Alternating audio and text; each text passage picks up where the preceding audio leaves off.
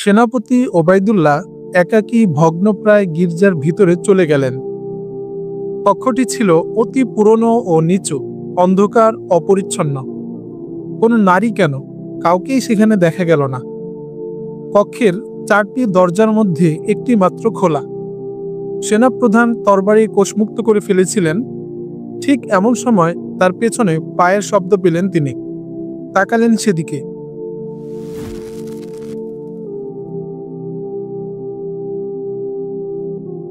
ছয়জন দীর্ঘ সবল লোক হাতে উন্মুক্ত বর্শা নিয়ে দাঁড়ানো। দেখেই বোঝা যাচ্ছে তারা খ্রিস্টান। ক্ষোভ ও ঘৃণায় রক্তিম তাদের চেহারা। তারা ওবায়দুল্লাহর চেহারার দিকে দৃষ্টি রেখে যখন তাকে চতুর্দিক থেকে ঘিরে ফেলল, তখন তিনি নিজের ভুল বুঝতে পারলেন যে দুই পথিকের কথার উপর এত তাড়াতাড়ি বিশ্বাস স্থাপন করা তার ঠিক হয়নি। কি চাও তোমরা? আমরা যা চাই তা আমরা পেয়ে গেছি, বলল 6 জনের একজন। সেনাপতি, তোমার 2 দেহরক্ষীকে ইতোমধ্যে আমরা হত্যা করে ফেলেছি। খোলা দরজার দিক থেকে আওয়াজ এলো। ওবায়দুল্লাহ সেদিকে তাকিয়ে দেখলেন যে 2 জন অশ্বারোহী পথিক ওবায়দুল্লাহকে এখানে নিয়ে এসেছিল তারা দাঁড়িয়ে। তাদের হাতে খোলা তরবারি, উভয়ের তরবারি রক্তে মাখা। সেনাপতি, তুমি এখন আমাদের হাতে বন্দী। ঘাবড়ে যেও না, তোমাকে আমরা হত্যা করব না। তোমার ভাগ্যের ফয়সালা করবেন ফরাসি সম্রাট লুই। অবশ্য একথা আমরা তোমাকে বলে দিতে পারি যে খ্রিস্টানদের যে পরিমাণ রক্ত তুমি বইয়েছ, এর মূল্য তোমাকে পরিশোধ করতেই হবে। অপর একজন বলল, এর মূল্য কত তা বলবে সম্রাট লুই নিজেই। তরবারি আমাদের হাতে দিয়ে দাও, একজন অগ্রসর হয়ে সেনা প্রধানের উদ্দেশ্যে বলল। সেনাপতি ওবায়দুল্লাহ তরবারির বাটে হাত রেখে বললেন, জীবন দেব, কিন্তু তরবারি দেব না। তোমরা 8 জন আর আমি একা। আমার শরীরে তোমাদের বর্ষা বিদ্ধ হওয়ার আগে তোমরা তরবারি ছিনিয়ে নিতে পারবে না। যতক্ষণ দেহে প্রাণ আছে, তরবারি আমার হাতেই থাকবে। মাথা ঠিক রাখো ওবায়দুল্লাহ, বলল আরেকজন। আমরা তোমাকে হত্যা করতে চাই না। তোমাকে জীবিত ধরে নেয়ার নির্দেশ দেওয়া হয়েছে আমাদেরকে, কিন্তু আমাদের হাত থেকে পালিয়ে যেতে চাইলে তুমি মারা পড়বে। মৃত্যুর জন্য আমি প্রস্তুত। আমার মৃতদেহ তোমার লুইয়ের কাছে নিয়ে যেতে পারবে, কিন্তু জীবন্ত নিতে পারবে না। দেখো, আমরা তো ক্রুশের পূজারী, তুমি মুহাম্মদের অনুসারী। তোমার রাসূলকে ডাকো দেখি, সে আমাদের হাত থেকে তোমাকে ছাড়িয়ে নিক। অবজ্ঞার সুরে বলল আরেক ঘাতক। আমরা কিন্তু তোমার তরবারি দিয়ে দেওয়ার জন্য বলেছি, কিন্তু তুমি এখনো তরবারিটি দিচ্ছ না। তরবারি যদি দিতে হয় তাহলে আমার রাসূল সাল্লাল্লাহু আলাইহি ওয়াসাল্লামকে দেব। রাসূলের সঠিক অনুসারী শত্রুর হাতে কখনো তরবারি তুলে দেয় না। হঠাৎ বাইরে অনেকগুলো অশ্বক্ষুরের আওয়াজ শোনা গেল। আওয়াজ থেকেই বোঝা গেল কয়েকটি ধাবমান ঘোড়া থেমে গেছে। ঘাতকদের একজন বলল, দেখো তো বাইরে কে। তাদের একজন পা টিপে টিপে বাইরে গিয়ে আবার ভিতরে এসে বলল, ওকে হত্যা করে চলো পালাই। সেনাপতি ওবায়দুল্লাহ বুঝতে পারলেন বাইরে তার লোকেরা এসে গেছে। আসলেই এরা ছিল ওবায়দুল্লাহর লোক। 20 জনের একটি দল অনেক দূর পর্যন্ত পর্যবেক্ষণ শেষে তাঁবুতে ফিরে যাচ্ছিল। এমত অবস্থায় ভগ্ন স্তূপের বাইরে 4টি ঘোড়াকে দাঁড়ানো দেখে কমান্ডার থেমে গেল। তারা দেখতে পেল সেনাবাহিনীর 2 সেনার মৃতদেহ। তিনি ঘোড়া থেকে নেমে দেখলেন এরা সেনাপ্রধানের একান্ত দেহরক্ষী। তিনি অনুধাবন করলেন, তাহলে ঘোড়াগুলোর আরোহী ভগ্নস্তূপের ভিতরে থাকতে পারে। যখন খ্রিস্টান সৈন্য বাইরে উকি দিয়ে মুসলিম সেনাদের দেখে এসে সাথীদের বলল, ওবায়দুল্লাহকে হত্যা করে পালাও, তখনই সেনাপতি ওবায়দুল্লাহ তরবারি বের করে ফেললেন। ততক্ষণে পর্যবেক্ষণ টিমের কমান্ডার কক্ষের ভিতরে চলে এলো। এ সময় হঠাৎ ওবায়দুল্লাহ তার সবচেয়ে নিকটবর্তী খ্রিস্টানকে এভাবে আঘাত করলেন যে তার ঘাড় কেটে ঝুলতে লাগলো।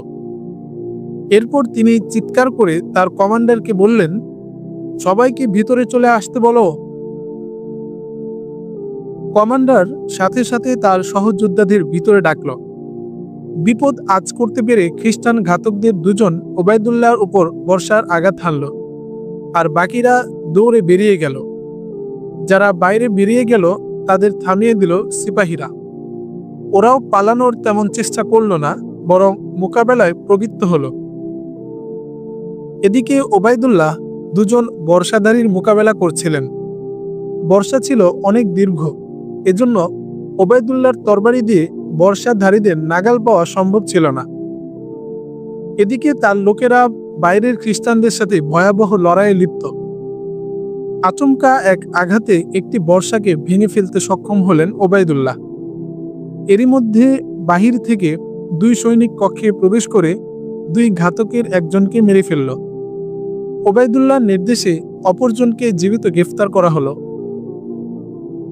বাইরে বেরিয়ে ওবায়দুল্লাহ দেখলেন সকল খ্রিস্টান ঘাতক মারা পড়েছে, সেই সাথে তার 3 সৈন্য শহীদ হয়েছে। খ্রিস্টানরা জীবনপণ যুদ্ধ করেছিল। ধৃত ব্যক্তির কাছে জিজ্ঞাসা করা হলো, ওরা আসলে কোন উদ্দেশ্যে এখানে এই নাটক সাজিয়েছিল। আপনি যদি মনে করেন জীবনের ভয়ে আমি আপনাকে বলে দেব সবকিছু, তাহলে এই ভুল ধারণাটি আপনি মন থেকে দূর করে দিতে পারেন। আমার নাম সিলভাস। আমরা সেনাপতি ওবায়দুল্লাহকে অপহরণ করার জন্য এসেছিলাম। আমাদেরকে বলা হয়েছিল ওবায়দুল্লাহর পক্ষ থেকে যদি কোনো আঘাত বা হুমকি সৃষ্টি হয় তাহলে তাকে হত্যা করে ফেলো। আপনাকে আগেই বলা হয়েছে যে আমাদের উপর নির্দেশ ছিল স্পেনের সেনা প্রধানকে অপহরণ করে ফরাসি সম্রাট লুইয়ের কাছে নিয়ে যাওয়ার। ব্যাস, এর বেশি কিছু আমি জানি না।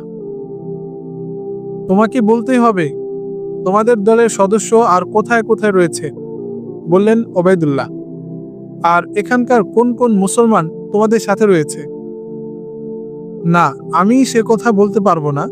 আমি অঙ্গীকার করে এসেছি গোপন তথ্য কখনো প্রকাশ করব না। আমরা জীবন ত্যাগী, জীবন চলে গেলেও অঙ্গীকার ভঙ্গ করি না। আমরা যিশুর সম্মানে জীবন দিয়ে দেওয়ার শপথ করেছি।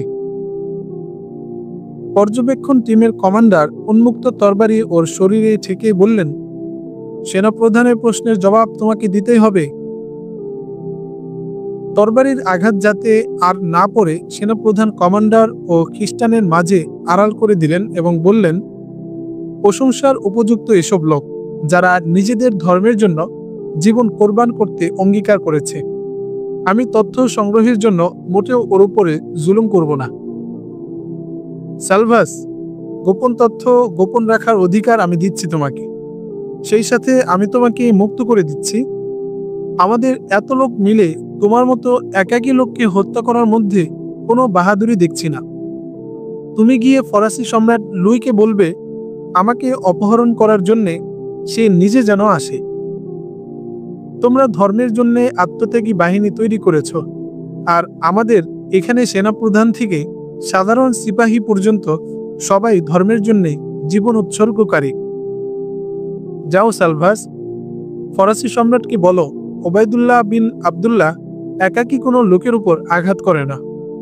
সালভাস, তোমার এক সাথী কটূক্তি করে আমাকে বলেছিল তোমার রাসূলকে ডাকো, পারলে সে এসে তোমাকে আমাদের হাত থেকে মুক্ত করে নিক। দেখলে তো আমার রাসূলের বরকতে আমি কি বিস্ময়কর ভাবে বেঁচে গেলাম। কথা বলতে বলতে ভগ্নস্তূপ থেকে বাইরে বেরিয়ে মৃত দেহগুলোর পাশে দাঁড়ালেন সেনাপ্রধান।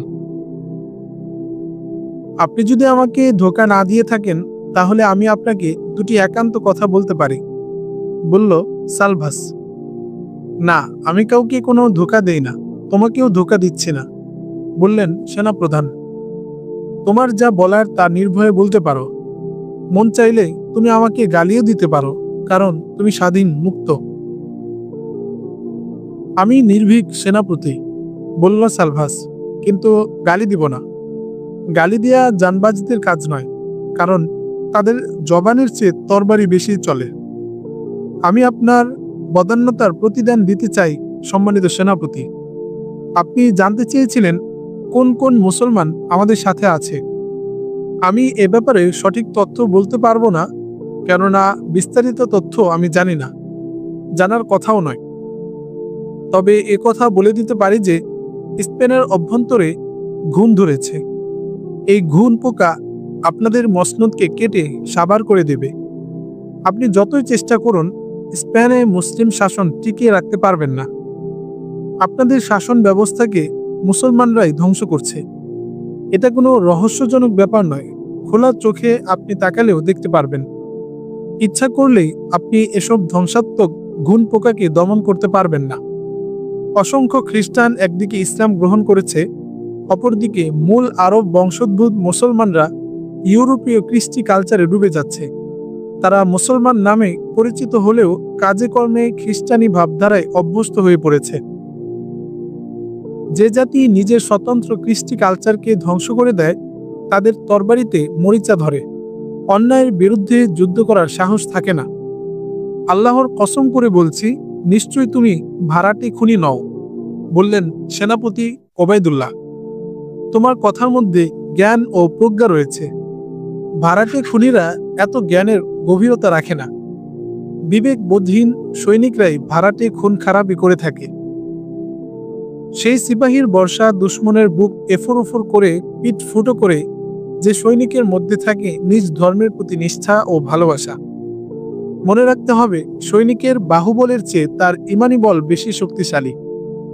শুনে রাখুন, আমরা আপনাদের জাতির ইমানি শক্তি ধ্বংসের কাজ অনেকাংশে সেরে ফেলেছি, বলল সালভাস। কিন্তু তোমরা সফল হতে পারবে না সালভাস, বললেন সেনাপতি। আমাদের উস্তাদ বলেছেন, কোনো জাতিকে একদিন, এক মাস কিংবা এক বছরে ধ্বংস করা যায় না। তাতে একটু সময় তো লাগবেই সম্মানিত সেনাপতি, বলল সালভাস। কিন্তু আমাদের কাজ থেমে নেই। আপনার অস্বাভাবিক বদান্যতা ও মহানুভবতার কারণে এ কথাগুলো আমি বলতে বাধ্য হলাম। কৌশল হলো, কেউ যদি বিজয় লাভ করতে চাও, তাহলে শত্রু পক্ষকে পতনের পথে চালিয়ে দাও। তাতেই তোমার বিজয় অর্জিত হবে। সেই সাথে নিজের জাতি ও ভবিষ্যৎ বংশধরদের বুঝিয়ে দাও, শত্রুদের বিরুদ্ধে আমরা যে মিশন চালু করেছি তাকে আরও এগিয়ে নিয়ে যাবে। ভবিষ্যৎ প্রজন্মকে নিজের ধর্মের জন্য আত্মোৎসর্গকারীদের গল্প, তাদের কীর্তি ও গৌরব গাথা শোনাও। তাহলে তোমাদের ভবিষ্যৎ প্রজন্ম তোমাদের শুরু করা মিশন আরও এগিয়ে নিয়ে যাবে। এভাবে এমন একটি সময় আসবে যে শত্রুপক্ষ নিশ্চিহ্ন হয়ে যাবে। সম্মানিত সেনাপতি, আপনার জাতি পতনের সব ধরনের ব্যবস্থা আমরা ইতোমধ্যে সম্পন্ন করে ফেলেছি। আপনার কওম এখন ধ্বংসের পথেই অগ্রসর হচ্ছে। আমাদের সেনাবাহিনী সম্পর্কে তোমাদের কি ধারণা? আমাদের সেনাবাহিনীকেও কি তোমরা ধ্বংসের পথে চালাতে পারবে? তাদেরকে কি পরাজিত করতে পারবে? জিজ্ঞেস করলেন সেনাপতি। যে জাতির শাসক নিজের শাসন ক্ষমতা টিকিয়ে রাখার জন্য জাতিকে ধোঁকা দেয় এবং শত্রুকে বন্ধু ভাবতে থাকে, আর যে নটীদেরকে তার বিবেক বুদ্ধির উপরে প্রাধান্য দিয়ে রাখে, সে জাতির সেনাবাহিনী যতই শক্তিশালী ও চৌকস হোক না কেন, সফল হতে পারবে না। আপনার সেনাবাহিনীরও একই অবস্থা হবে। শাসক ও সৈন্যদের চিন্তা ভাবনার মধ্যে যখন বিরোধ দেখা দেয়, তখন আর কোনো জাতি মাথা উঁচু করে থাকতে পারে না। তখনই সেই জাতির মৃত্যু অবধারিত হয়ে পড়ে, আর জীবিত থাকলেও গোলামি হয়ে পড়ে তাদের ললাট লিখন। সম্মানিত সেনাপতি, ওবায়দুল্লাহর উদ্দেশ্যে বলল কমান্ডার, আমার মনে হয় এই লোক ভাড়াটি খুনি নয়, যথেষ্ট জ্ঞানী ও গোয়েন্দা দলের অফিসার। তাকে ছেড়ে দেওয়া কি ঠিক হবে? থামো। সালভাসের চেহারার দিকে তাকিয়ে কমান্ডারকে থামালেন সেনাপতি ওবায়দুল্লাহ। বললেন, এ ধরনের শত্রুকে হত্যা করা আমার উপর জরুরি নয় কমান্ডার। এমন জ্ঞানী ও আত্মমর্যাদাবোধ সম্পন্ন শত্রুকেও আমি সম্মান করি। আমিও আপনার মতো অধিনায়ককে শ্রদ্ধা করি, বলল সালভাস। এরপর সে কমান্ডারকে লক্ষ্য করে বলল, হত্যায় যদি করতে চাও, তবে তোমাদের শাসককে হত্যা করে ফেলো দোস্ত। অতঃপর এমন কোনো লোককে শাসন ক্ষমতায় অধিষ্ঠিত করো যে নিজেকে নিয়ে ডুবে থাকে না। একটু পরে সালভাস আপন ঘোড়ায় আরোহণ করে নিজের গন্তব্যের দিকে রওনা করল। স্পেনের মুসলিম শাসনের অবসানকল্পে খ্রিস্টানরা অনেক অগ্রসর হয়ে পড়েছে তখন। খ্রিস্টান পরিকল্পনাকারীরা খ্রিস্টানদের মধ্যে ধর্মীয় চেতনাকে জাগিয়ে দিয়েছিল। ইলুগাইস ও ইলিয়ারোর মতো খুব দূরদর্শী লোকেরা খ্রিস্টানদেরকে এভাবে সংগঠিত করছিল যে তারা সৈনিকদের সাথে প্রকাশ্য বিরোধ লিপ্ত না হয়েও সশস্ত্র বিদ্রোহের আয়োজন পুরোদমে চালিয়ে যেতে লাগলো। কিন্তু তারা অতি কৌশলে শীর্ষ ব্যক্তি স্পেনের শাসক আব্দুর রহমান ও রাজমহলকেও ব্যবহার করতে শুরু করল। এরা মুখোমুখি সংঘাতে না গিয়ে ইসলামের কৃষ্টি কালচারগুলোকে প্রথমে টার্গেট করে সেগুলোর মধ্যে বিকৃতি সাধন ও বিলুপ্তিকরণের কার্যক্রম শুরু করে। এরা ইসলামী চেতনাকে ধ্বংসের জন্য অবলম্বন করল মানুষের সহজাত প্রবৃত্তির দুর্বল দিকগুলোকে, মানুষের সহজাত মানবিকতা ও প্রেম ভালোবাসাকে। মুসলমানদের মন থেকে আখিরাতের চিন্তা দূর করে দিয়ে জাগতিক ভোগবিলাসের বিস্তার ও অনুপ্রবেশ ঘটাতে সচেষ্ট হল। এই ভয়াবহ সূক্ষ্ম চক্রান্তের মধ্যে স্পেনের মূল শক্তি দুদিকে বিভক্ত হয়ে যায়। একদিকে ইসলামী আদর্শে উজ্জীবিত ও জাতীয় চেতনায় উদ্বুদ্ধ ওবায়দুল্লাহ ও তার অনুসারী সেনাবাহিনী ঘুম হারাম করে খ্রিস্টানদের চতুর্মুখী চক্রান্ত রোধে তৎপর। অপরদিকে স্পেনের শাসক আব্দুর রহমান শাহী মহলে সুন্দরী নারী ও রক্ষিতাদের নিয়ে নাচ গান ও আনন্দ স্ফূর্তিতে লিপ্ত এবং জাতিনাশী মুসাহেবদের বেষ্টনীর মধ্যে থেকে দেশের প্রকৃত অবস্থা থেকে সম্পূর্ণ বেখবর। ইতিহাস একথা স্মরণ করে যে আব্দুর রহমানও একসময় বীর বাহাদুর যোদ্ধা ছিলেন। তার খুবই যশ ও খ্যাতি ছিল, কিন্তু পরনারীর উষ্ণতা, নৃত্যগীত ও দরবারি মোসাহিবরা তার সেই ক্ষমতা ও যোগ্যতাকে নষ্ট করে দিয়েছিল। তিনি কাব্য সাহিত্যেরও কদর করতেন, কিন্তু তার দরবারে সেই সব কবি সাহিত্যিকরাই যেতে পারত যেসব কবিদের পক্ষে তার দরবারি মোসাহেবরা সুপারিশ করত। মোসাহেব ও উপদেষ্টারা নিজ নিজ স্বার্থে আব্দুর রহমানকে ব্যবহার করত। এসব দরবারি কবিরা শাসকদেরকে শব্দের আফিম খাইয়ে বুত করে রাখত। ইতিহাস লিখে বিশেষ করে বনি উমাইয়া শাসকরা, উপদেষ্টা ও শাসন কার্যের ঊর্ধ্বতন কর্মকর্তারা নিয়োগের সময় ব্যক্তিগত পছন্দ ও ভক্তদের প্রাধান্য দিতেন। এরা মানুষকে যে একেবারে চিনত না তা না, কিন্তু এই শক্তিকে তারা তেমন ব্যবহার করত না। সেসব লোকেরাই মন্ত্রী, গভর্নর থাকতে পারত যারা শাসকদের পছন্দনীয় ব্যক্তি হতো। যাদের প্রতি তারা রুষ্ট হতো তাদের মর্যাদা, সম্মান ও পদ পদবীকে ধুলোয় মিশিয়ে দিত শাসকরা, যার কারণে যথার্থ যোগ্য ও দূরদর্শী মেধাগুলো অনেক ক্ষেত্রেই বেকার ও অব্যবহৃত থেকে যেত।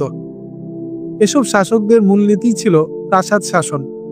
প্রাসাদ শাসন টিকে রাখতে গিয়ে তারা গোত্র, গোষ্ঠী ও বিভিন্ন এলাকার নিয়ন্ত্রণ যাতে সহজ হয়ে যায় সেই সব জালেম, অত্যাচারী লোকদেরকে বিভিন্ন গোত্র ও কবিলাকে হাতে রাখার প্রয়োজনে তারা গোত্রপতিদের উপঢৌকন ও বাড়তি আর্থিক সুবিধা দেওয়ার প্রথা চালু করে। এতে করে বায়তুল মাল, রাষ্ট্রীয় ট্রেজারির অপপ্রয়োগ শুরু হয়। বিভিন্ন গোত্রপতি, আমির উমারা ও দরবারি উপদেষ্টা এবং কবি মুসাহিবদেরকে ইচ্ছেমতো বায়তুল মাল থেকে সম্পদ দেওয়ার রীতি তারা চালু করেন। স্পেনের ইতিহাসের সিংহভাগ লিখেছেন ওইসব দরবারি লেখকগণ, যার কারণে তারা সমকালীন শাসকদেরকে আত্মতৃপ্তিতে রেখে দেশ শাসনে প্রলুব্ধ করেছেন। কালক্রমে ভবিষ্যৎ প্রজন্মের কাছে তাই ইতিহাসে পরিণত হয়েছে। ফলে শুধু স্পেন নয়, গোটা ইসলামী সালতানাতেরই পতন ডেকে আনে এসব অপরিণামদর্শী পণ্ডিতরা। উন্নতি তো সেই জাতি করতে পারে যে পূর্বসূরীদের কৃত ভুল থেকে ভবিষ্যতে চলার জন্য শিক্ষা গ্রহণ করে এবং ভবিষ্যতের কর্মপন্থা নির্ধারণ সতর্কতা অবলম্বন করে। কিন্তু দরবারি পণ্ডিতেরা শাসকের সন্তুষ্টি ও বাহবা কুড়ানোর জন্য পূর্বসূরীদের সাফল্যকেই শুধু পরবর্তীদের কাছে তুলে ধরেছে। তাদের ভুল ত্রুটি ও ঘাটতিগুলো মোটেও চিহ্নিত করে যথার্থ পরামর্শ দেয়নি। বাজারে স্পেনের ইতিহাসে ফ্লোরার প্রেমের কাহিনী বিকৃতভাবে উপস্থাপিত হয়েছে এবং সেখানে দেখানো হয়েছে ফ্লোরা মুসলমানের প্রতি আসক্ত ও মুসলমানদের প্রেমের পাগল। কিন্তু বাস্তবতা হলো মুসলমানের প্রতি ছিল খ্রিস্টান সুন্দরী ফ্লোরার হৃদয়ে প্রচণ্ড ঘৃণা। সেই সাথে তারব জায়গিরদার কন্যা সুলতানা মুসলমান ছিল বটে, কিন্তু তার হৃদয়েও ছিল ইসলামের প্রতি প্রচণ্ড বিতৃষ্ণা। প্রকৃতপক্ষে এরা ছিল ইসলাম বিদ্বেষী মুলহিদ। এরা যে ইসলাম বিদ্বেষী ছিল, চক্রান্তের এক পর্যায়ে ধরা পড়ার পর প্রধান বিচারকের কাছে সে কথা প্রকাশও করেছিল তারব কন্যা। স্পেন শাসক দ্বিতীয় আব্দুর রহমানের সময় স্পেনের মাটিতে বহু নিষ্ঠাবান সৈনিকের জন্ম হয়েছিল, কিন্তু অপরদিকে খ্রিস্টানদের চতুর্মুখী চক্রান্ত তখন বেগবান হয়েছিল। খ্রিস্টান চক্রান্তকারীরা রাতের ঘুম দিনের আরাম হারাম করে ইসলামী স্পেনের ধ্বংসের কাজ চালিয়ে যাচ্ছিল। তদুপরি কতিপয় মর্দে মুমিন তাদের তরবারি দুটি দেখিয়েছিলেন এবং কিছু সংখ্যক দিনের দায়ী নিজের জীবন উৎসর্গ করেছিলেন। এর ফলে একদিকে খ্রিস্টানরা ইসলাম গ্রহণ করছিল বটে, কিন্তু তাদের মধ্যে দুটি শ্রেণীর জন্ম হলো। একটি অংশে মনে প্রাণে মুসলমান হয়ে ইসলামী জীবন ব্যবস্থাকে আত্মস্থ করতে শুরু করে, আরেকটি অংশ বাহ্যত ইসলাম গ্রহণ করলেও তাদের পরিচর্যা না হওয়ার কারণে মনের দিক থেকে তারা খ্রিস্টানি থেকে যায়। জাহিরি মুসলমান হিসেবে এরা জাতির ক্ষতির কারণ হয়ে ওঠে।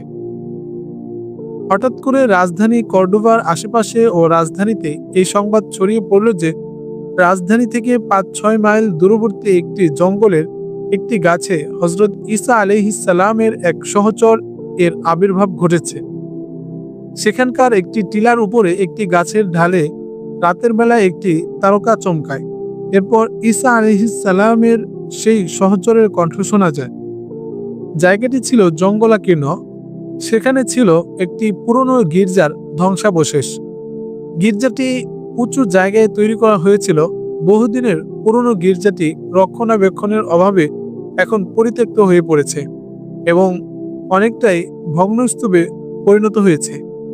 খ্রিস্টানরা বলতো এখন ওই গির্জায় প্রেতাত্মা বসে রয়েছে। এই পরিত্যক্ত গির্জা সম্পর্কে লোকগুলো আজব আজব ভয়ঙ্কর কথা শোনালো। অনেকেই বলতো এসব আসলে প্রেতাত্মা নয়, হযরত ঈসা আলাইহিস সালামের যুগের নেক মানুষের আত্মা। কিছুদিন যাবৎ খ্রিস্টানদের মধ্যে এই ভগ্নপ্রায় গির্জার আলোচনা ব্যাপক হতে শুরু করে শেষ পর্যন্ত এই খবর প্রচারিত হলো যে সেখানে ঈসা আলাইহিস সালামের একজন সহচরের আবির্ভাব ঘটেছে। সাধারণত মানুষ ভয়ে সেদিকে পা বাড়াতো না, কিন্তু যখন ঈসা আলাইহিস সালামের সহচর আবির্ভাবের কথাটি গির্জার পাদ্রীদের মুখেও আলোচিত হতে লাগলো, তখন দলে দলে মানুষ সেদিকে যেতে শুরু করলো। এক পর্যায়ে মুজাহিদের মিম্বারেও এ খবর সম্পর্কে কথাবার্তা শুরু হলো, আর মানুষ বন্যার দলের মতো পতিত গির্জার দিকে সন্ধ্যা নামতে যেতে শুরু করলো। পতিত গির্জার দিকে যখন মানুষের আনাগোনা বেড়ে গেল, তখন গির্জার কাছে একটি গাছে তারা চমকাতে শুরু করলো। গির্জার কিছু খ্রিস্টান সেবক দর্শনার্থীদের একটি টিলার ডালে সারি বেঁধে বসিয়ে অপেক্ষা করতে বলতো এবং রাত কিছুটা গভীর ও অন্ধকার হয়ে এলে গাছের ডালে আলো ঝলমল তারকা জ্বলে উঠতে দেখা যেত। তারা বলতো তারা যেন ভয় না পায়। যখন তারা জ্বলে উঠে তখন তারা যেন ঈসা মসিহকে স্মরণ করে। তখন চলছে কৃষ্ণপক্ষ। অর্ধেক রাতের পর চাঁদ উঁকি দেয়। সন্ধ্যা থেকেই অন্ধকার নেমে আসে। এরই মধ্যে একদিন শোনা গেল আগামীকাল ঈসার সহচরকে গির্জায় দেখা যাবে।